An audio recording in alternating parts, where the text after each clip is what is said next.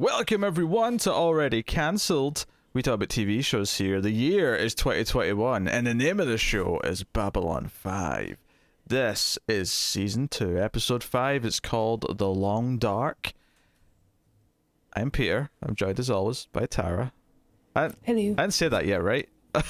No, I don't think so. No, yeah, I did that on your daughter. Anyway, we're here. Full spoilers for the episode. We're going to get into it. Babylon 5. So the first thing I want to talk about is guest stars, because this show is repeatedly giving us guest stars from the time period where we're like, oh my god, it's so-and-so from this thing, or it's so-and-so from that movie or that show. And you mentioned one to me before I watched it. I mean, lo and behold, Tara noticed a Star Trek actor. Lieutenant Barclay from Next Generation, of course, is in this episode as the Lurker, as they refer to him as. But there's another one that wasn't as obvious, but it was bugging me, right? So there's a guest star in this episode who plays Maria. Oh, I know what she's from. Right?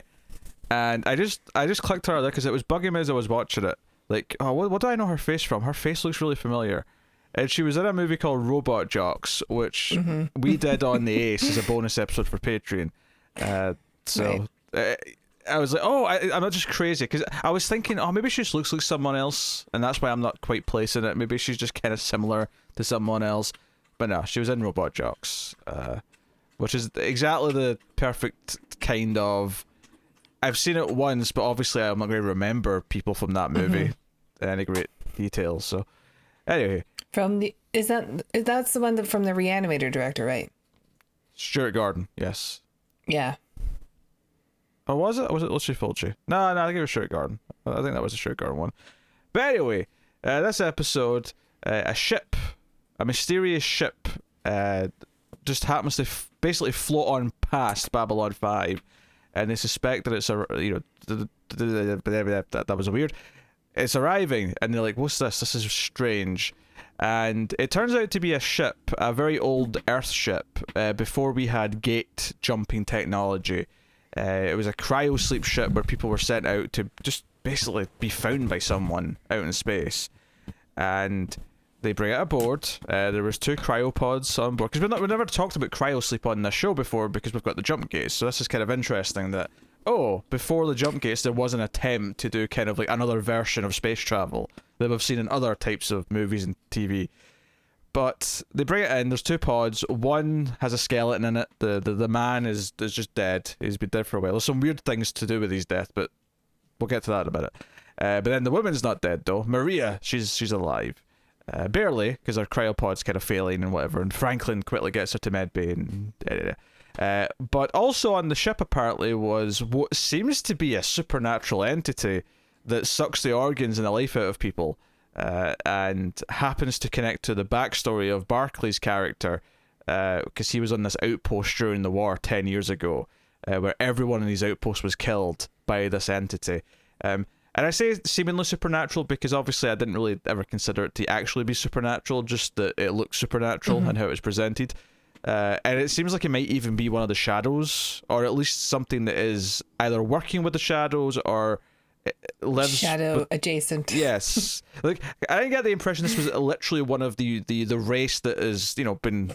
Well, didn't we see them? Aren't they like insectoid? Yes, which is why I didn't think that it was literally one of them, unless they have different kinds, I guess. But certainly this seems to... Because at the end, this is the end of the episode, but they find out that the ship with this entity on it, it was only just happenstance that it happened to come past Babylon 5. It was actually on the way to a destination, and when they look into what the destination is, Ivanova and Sheridan are talking about it, it's like, hey, it's the Rim. It's exactly where Jakar said that this, dark force was building to eventually come and attack. It's like, okay, so that kind of links it to those shadow people, the shadow alien race, whatever we're calling them. So...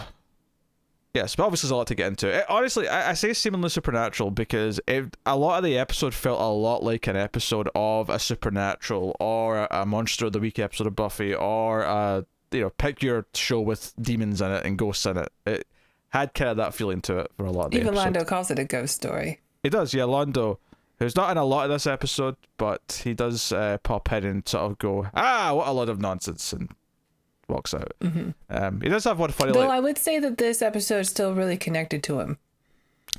thematically, yes, because during the council scene where the aliens on board are starting to get very scared because they think this woman that's came on board has brought something evil with her.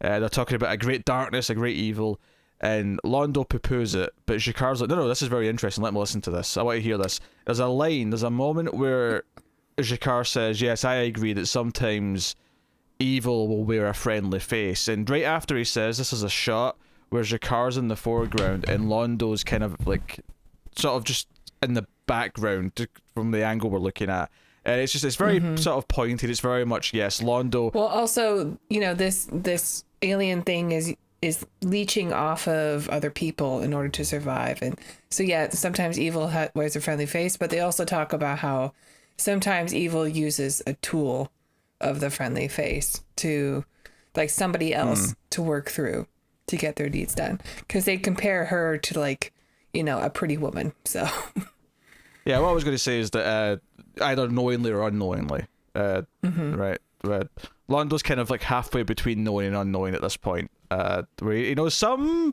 enough that he should be kind of backing away, but clearly not the whole story either.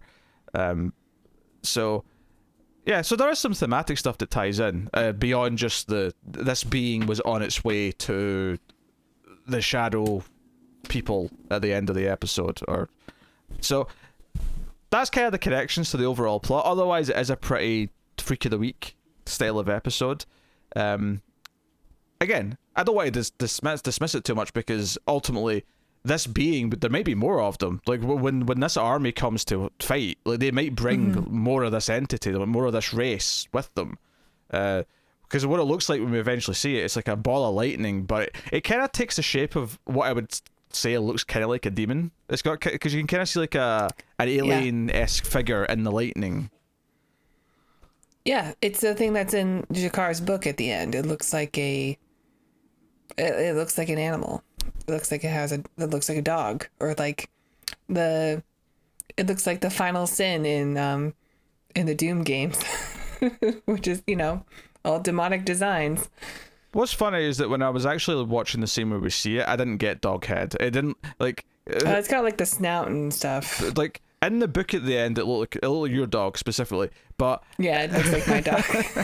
But in the lightning, I was getting more of like a sort of, like a wide head. Like, I was getting more of a... almost like a manta-esque head, but, I mean, it was made of lightning, so, I mean... you could basically tell me it was whatever, and I'll believe you. But that's not quite what I was saying at the moment. But the book definitely looked like a dog. Yeah. For sure.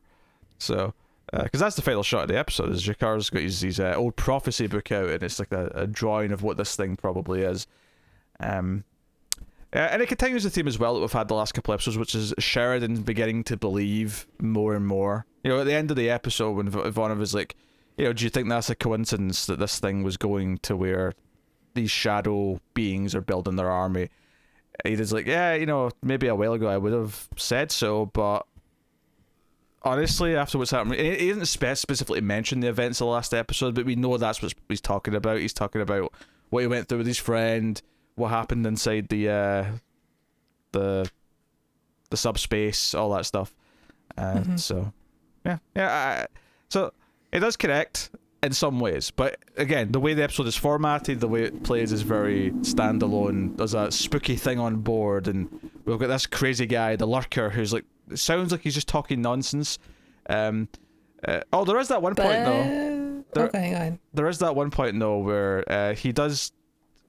I mean, Garibaldi just kind of jokes about it. He says, "Oh, at one point you were going to accuse that the Centauri ambassador was in league with the devil, and who knows, maybe he is." And I was like, well. Funny you should mention it. I noticed that too. Funny you should mention Garibaldi. I did get a chuckle though at the start when the lurker was chasing after Jacquard, and Jacquard was trying to politely as he could, like, sort of shoo him away, and Londo was just like, better, get away, Jacquard, he's in pursuit, he's gaining on you. And then he turns around and goes to Londo, and Londo's like, oh no, and it's just kind of funny. It was funny, yes. Yeah. What did you think of the episode? About just the general, did you enjoy this one? I mean, yeah, it did sort of play like a generic Monster of the Week episode that wasn't really it was fine. Like, I like seeing Dwight Schultz in the episode. I'm not the biggest fan of Franklin in this episode. We haven't really talked about his storyline, but he has some real red flags in this. Yeah, I think it was natural moments to focus on the monster stuff first, just because A, it's the most connected to the overall plot, and B, it's like probably the most. This is a very Franklin episode, though. But yeah, the rest of it's very Franklin. Because just to round up on the monster stuff, I will say that I do kind of like the stories of the Outpost stuff. I kind of, even though I wasn't necessarily always in love with the crazy character like Consensus here or whatever. You know, that first scene at the start where he's like looking out the window and he's like, "It's here, the devil's here," or you know, he's saying. Right. Well, I guess the idea is that because he has been a host for this alien before, that there's still some sort of connection there, so he can sense it. I think he thinks that the alien is pursuing him specifically, but I'm pretty sure his character is just in the way of him getting to his. I think it's just destination. Happenstance. Yeah, I mean, obviously you get why he thinks he's being pursued, but I think it is just happenstance. Yeah, the specific thing the alien does, this being, is that it just feeds on people essentially, because the man in the ship that died, he was missing all of his organs. He weighed like half of what 90 pounds or something. 90. Yeah. It was like half of what he was supposed to weigh. And the idea from this lurker is that he was kept alive because there was no one left to feed on. Everyone else in the outpost died, and when they found him, he only weighed like 85 pounds.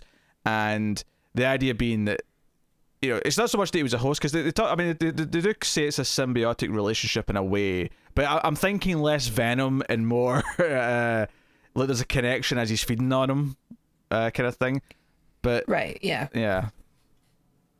But it's funny. I will say I was surprised with how it progressed throughout the episode, where people like Sheridan specifically and Garibaldi, like they very quickly started to sort of accept that there's at least, even if we don't believe the stories that these aliens are talking about, this devil has come for us, we believe something's going on. Maybe there's something we have to find and deal with. If I have any complaints, it's, other than just being kind of a generic Freak of the Week episode, is that look, they seem pretty sure they defeated it at the end, and I'm like, I'm not even sure how they know for sure, because it was a bit of a light show, but it's not like there's a body that landed on the floor that they can touch and pick up. Maybe Dwight Schultz's character knows because he's got the connection. Yeah, he feels free now. Because obviously one of the things is that they suspect that maybe the woman Maria killed her husband, and maybe she's evil, or, you know, and again, knowingly or unknowingly is like some sort of host or some sort of conduit for this thing. And it turns out not to be the case at all. It seems like she was just what the lurker was before, you know, what you know, what Barclay was before in the outpost. She was just been fed off slowly to, you know, he was rationing her life force until there was more to feed on. Because she and her husband had been out for 100 years. I don't know if the lurker had been there that long, but it looked like that the guy had died a long time ago. He looked very much like when the opening of Planet of the Apes, when they're Eve. Sure, yeah. And her cryogenic tube was open, yeah. Yeah, because they mentioned that it came aboard when they passed over the moon that the outpost was on. So it had to be within the last like 10 years that it boarded the ship. So yeah, that makes some sense. Yeah, I mean it's a middle episode for me as far as this plotline goes. Do you want the good news? I was skimming there because I was curious. This is the lowest rated episode on IMDb for the season. Well, I don't think it's a bad episode. I mean, the Franklin stuff is certainly questionable for his character, but the overall episode I don't think is a difficult watch or anything. It's fine. I wouldn't say it's bad. There's a couple of good character beats with Sheridan. There's two things I liked about Sheridan in this episode. One is that when they realise what type of ship this is, he gets really excited. He's like genuinely excited. He's like, oh, a piece of history. I get to go look at this thing. Which connects to the time thing, because she's like never seen an alien before, and Jakar comes up to her and she's all like, Narn, and she's all kind of weirded out by it. But the other thing I like about Sheridan, so he's genuinely excited because he's like into this sort of stuff. He's like, oh, a classic ship from before our, you know, jumping days. Excellent. He's all excited. The other thing I really like, though, is that unlike Sinclair, and we've been pointing out a lot of the differences between him and Sinclair since he came aboard this season, and one of the ones that I really like, and it's becoming a bit of a trend, but unlike the last episode where he was kind of on edge and he was being overly aggressive with certain characters, there's one here where Franklin is sort of arguing with him about what to do and about how to approach this with Maria and so on and so on. And I kind of love that once like there's people dying and once there's a situation, he gets quite stern in a way that's very different. Because I always felt like Sinclair always treated certain characters like they were his best friend, even when things were serious and tense and whatever. Here, like Sheridan, he's not afraid to like give an order and make it sound very serious. Like, I'll have your head if you'll do this by the book. You'll do this the way I'm ordering, right? And I'll have none of it. And because there's a scene in here where he walks out of the med bay, and Franklin's left standing there, kind of. I think it's when they're debating if there's something on board because Garibaldi's left behind with him. He's like, hey, for what it's worth, I hope you're right. And there's nothing. But I think it's that scene I'm talking about. But I appreciated that he does get really stern with him, and it becomes this kind of actual dispute and debate, and he does effectively pull rank. So I like that. I like that it's continued to add to. I also liked in the moment where he was in the that boardroom or whatever with all the aliens talking, and how they were talking about like an ancient evil basically, and Londo's ready to dismiss everything, but Sheridan's really open to it. Even though he's mentioned before that he no longer believes in magic or miracles, but I guess he's seen enough, and he's still so new to Babylon 5 that he's like, let's hear it. Like, maybe they're right. I don't know. I've already seen some shit, so. Yeah, it's kind of a thing where he isn't necessarily ready to believe what they're literally saying, but like he's aware that there's something. He's not going to. He doesn't really come off as skeptical in this scene, though. He seems like this could be legit. Like, let's listen.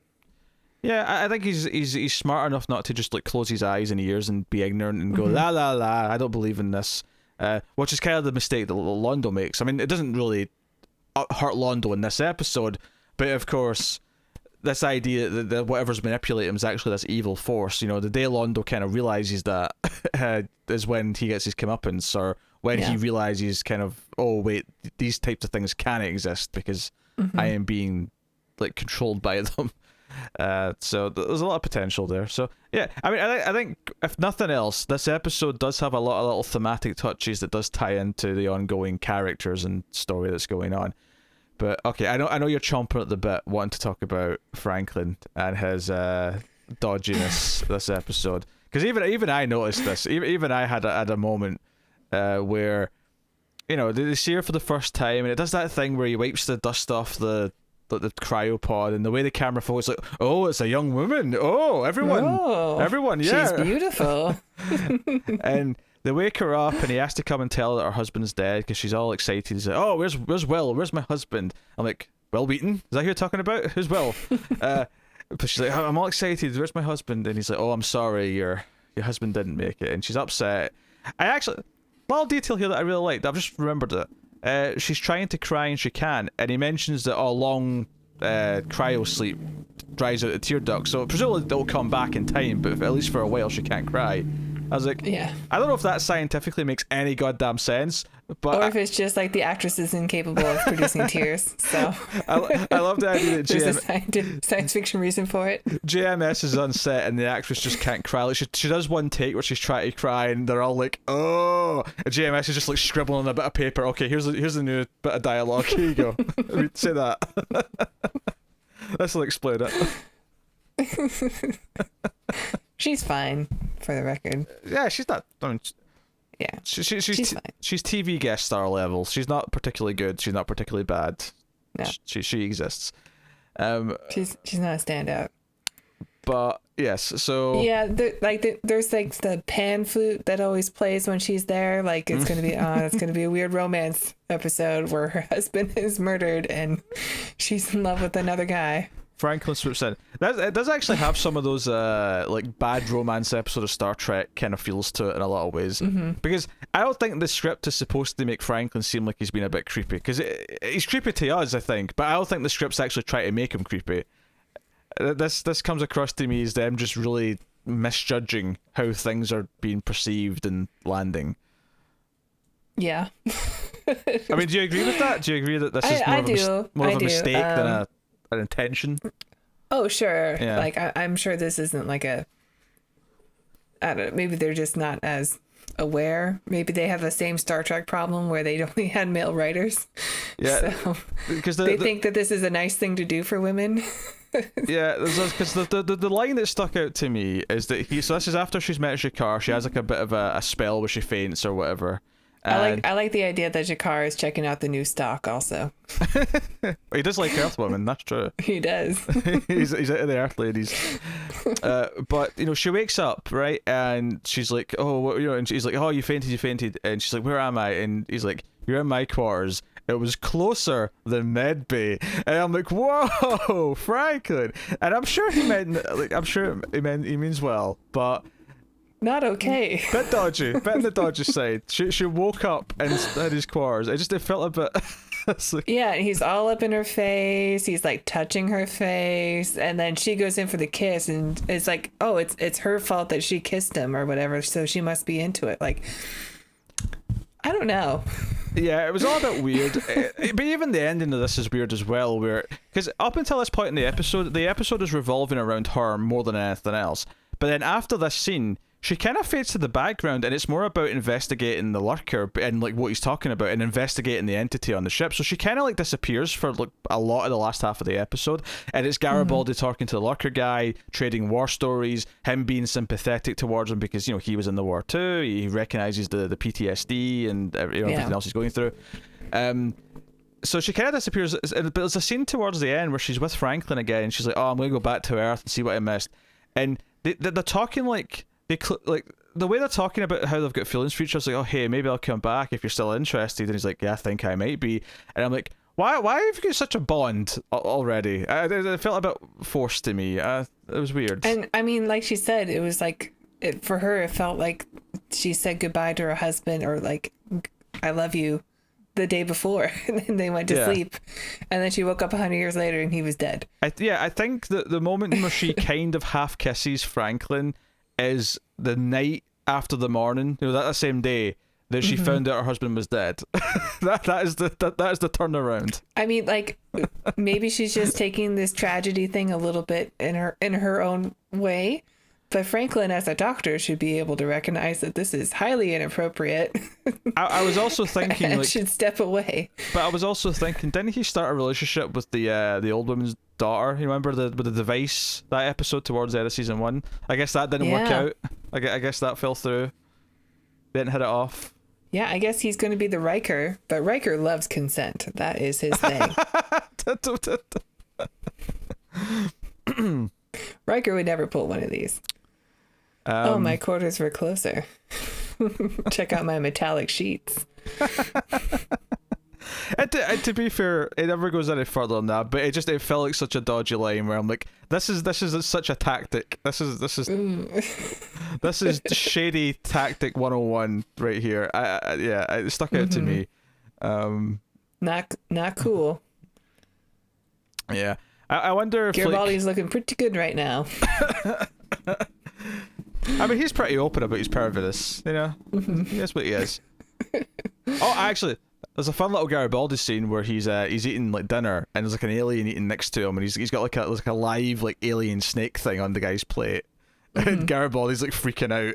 He's like, oh, get away from me.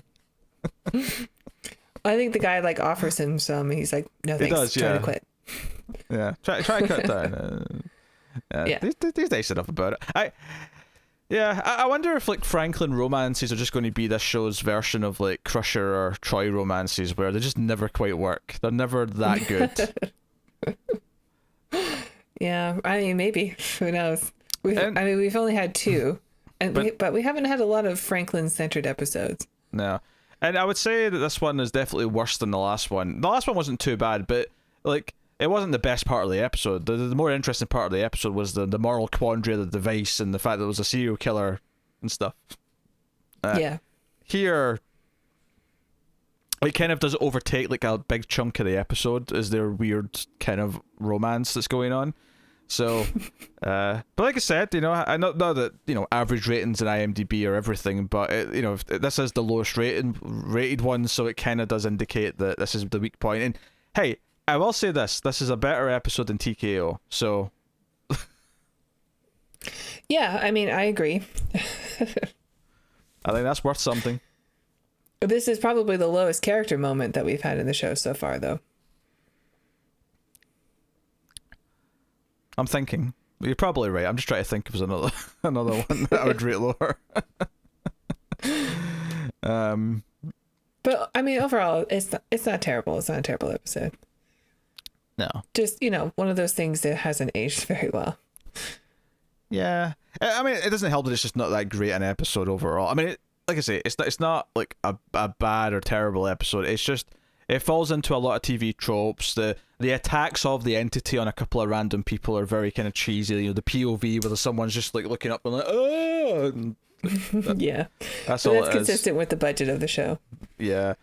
I think mostly, though, the politics and the drama and the ideas of the show are able to vastly like outweigh any problems you might have with a thing like that. Whereas here, it's kind of relying on it a bit more, I would say. Yeah. Sure. And because of that, I think my favorite stuff when is it, there's a scene with Ivanova, Garibaldi, and Sheridan, and it's not like a super important scene. It's just them talking about what to do, like maybe 2/3 through the episode and what their plan's going to be. I think my favorite parts of this episode was when it went to them, because none of them are believers in this thing. So them sort of taking it seriously and talking about it seriously was probably the most interesting stuff for me. Was them trying to handle it, but. Plus, it was just nice to get like an episode with so many characters in it. Yeah. I mean, usually if we have like a central character in focus that we don't even get Jakar and Londo and Ivanova. Well, Ivanova's usually there. Ivanova's the three human characters we tend to get every episode, I think. Yeah. Yeah. And that was the other thing I liked the Garibaldi and Sheridan very quickly. Like, okay, you did all your medical scans, but on the ship. But this is quite early in the episode, and Franklin says, "No, there was nothing else alien on the ship we scanned for." But Garibaldi quite quickly says, "Well, yeah, but unless it's something we've never encountered before." And given how many species there are in the universe that they've encountered, and the fact, even for this woman, like if you think about her perspective, like she wakes up and when she went into her ship just over 100 years ago, humans had never met an alien, and she wakes up in Babylon 5 and it's surrounded by different races. Yeah, I don't think I knew that the Centauri are the ones that gave them the jump gate technology. That was a bit of interesting history. I think we heard that there was trading between humans and Centauri. That was brought up before, but it's nice to get little extra details of this as we go. That it started with, them, and then they gave us jump gates and... Yeah, I guess I don't really know the whole timeline of like when the Centauri were in power. Like, did they still have control over the Narn planet when the humans met them? And like, or were they already like on their way down? Because you would think if they met a new planet that didn't have jump gates, that they would use that to their advantage to take over. Yeah, that would suggest to me. So my guess is, and people might correct me in the comments, and although I will say this, only correct us with information that's been presented in the show so far. Do not use information that comes later. Please. That's important. But yeah, my indication would be that the reason why they were so quick to make deals with humans is because they were already struggling in some ways and weren't at the strength that they once were in the glory days of the Empire. Would be my guess. But that's interesting. I mean, it's only been 100 years, so maybe. It's interesting to get more details on that. And just, the idea of like, just Franklin casually mentioning, oh yeah, there was a war with the Dilgar as well before the Minbari War. Dilgar is such a funny word. Are we going to bring up the fact that the brown sector was brought up again? It's called the Brown Zone. The Brown Zone, sorry. Well, it was specifically the phrase "they're in Brown 90", I think was the line that was used. That's where the showdown with the alien entity happens. I wasn't going to bring it up. It's a stupid joke that should probably die. Yeah, the problem is, though, is because you made such a joke about it, when she said Brown 90, I couldn't help but cackle because you've turned it into a thing. Now it's a meme.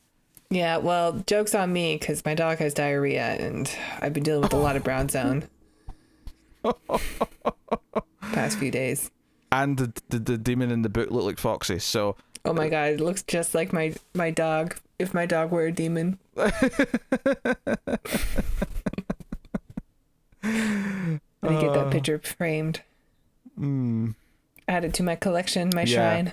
Yeah, she's get the screenshot of that book page and put it on the underneath. I mean, you're moving soon, so the setup behind you'll be different. But we'll find a way to Yeah, get I got that. boxes. Yeah, Garrett Graham will be in the background. Don't worry. Lord Yes, Kiro will yes. be in the background. No I don't matter know what my new setup's gonna look like, but it'll be mine. Yes, and he'll be there, Oh yeah. of course. And It's the possibly, last thing I'll move out. and possibly this page of the book. Maybe by the time we get to season 5, there'll be 4 things, one from each previous season, in frames. In the background. Yeah.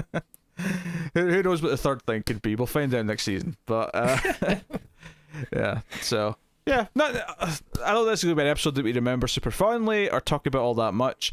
But it did at least stay true to the themes of what's going on in a couple of small ways, and there was some fun, little bits of mythology about making deals with Centauri, or the outpost stuff was kind of interesting. But yeah, that's basically it.